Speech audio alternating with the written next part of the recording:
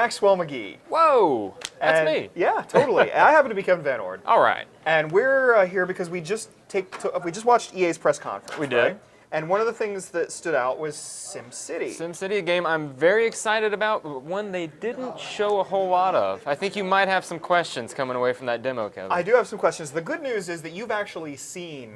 Yeah, Maxis had a press event before this event, obviously, and we got to go down there. They didn't have any hands-on, but they had a series of short presentations, and I may be able to offer a little more clarification to some things that they just sort of touched on during the demo. Yeah, they used some terms that they didn't really explain too much, like data visualization. So yeah, one of the big things they want to do, they during the presentation I thought was kind of funny. They were like, data is cool and numbers are awesome, and we want to get people excited about like going into the nuts and bolts of their city. So one of the ways they're doing that is by trying to dress up the data and the infographics a little bit more. So the example they showed during the demonstration was like a power grid, right? So they turned on the power overlay, there were red lines going everywhere, the city wasn't getting any power.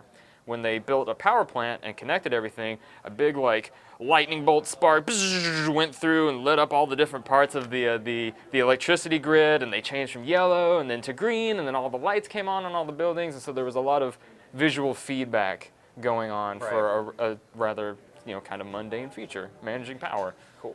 Well, it's funny too, like one thing they sort of focused on, I thought visually at least, was curvy roads. And curvy roads, yep, that was literally the first thing. When they fired up the game, they're like, we're going to show you the next SimCity, and they were like, look what you can do, curvy roads, and it bends this way, and all of the buildings will sort of slot in there, and they'll autocorrect to fit on the curvy roads, and you can do zigzags and S's and all sorts of stuff. They were very excited about their curvy roads, as I don't should blame you. them.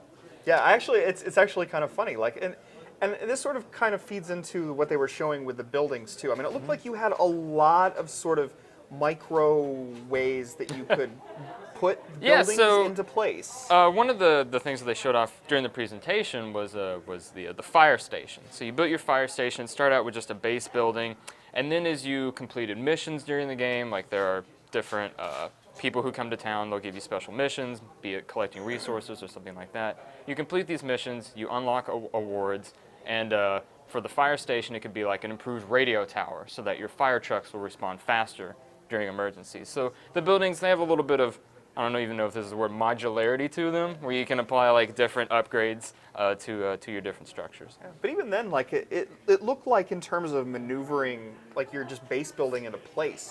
It sort of looked like you had a lot of room to sort of get it in there. Like it wasn't just, here's your grid, here are your 4 or your 8 points of facing the building, and that's it. You're screwed if it doesn't go in there. Yeah, it looked like you actually had a little bit of leeway there. Yeah, they have a little like, it's not snap to, but you can really get in there and sort of slide your buildings a lot more precisely. I think since they have the curvy roads, the grid goes down a lot deeper than we're used to. Right. So to accommodate for that, so you can maneuver buildings and get them positioned with a little more fidelity and detail than previous games, if that makes sense. Yeah, and just one more thing I wanted to touch on, because they talked a lot about multiplayer, but didn't actually say much of anything. But I did come away with this idea that there are regions with entire cities. Now, SimCity 4 did this to a certain extent, where something you did in one city kind of could affect the other. And that definitely carries over in the new SimCity. I'm not 100% on how all the online functionality works. I think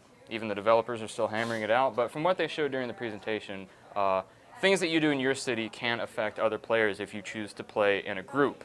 Obviously, every player controls a different city. You're not all working on the same one, but like in the presentation, they showed like one city focused on gambling. So it had a lot of money, but it also had a lot of crime. And eventually, that crime would spill over into neighboring cities. And that can also be true like if your city produces a lot of pollution and things of that nature. Basically, it's all been negative so far, so you may want to play by yourself. So screw you if you are gambling and your crime is coming over into my city. Get out. Get out. Yeah, but we're excited about SimCity. Yes. We're kind of, that's got that always online thing, but we don't really, whatever right now. But thanks, Maxwell, for helping clarify on what we saw in today's press conference. Sure thing.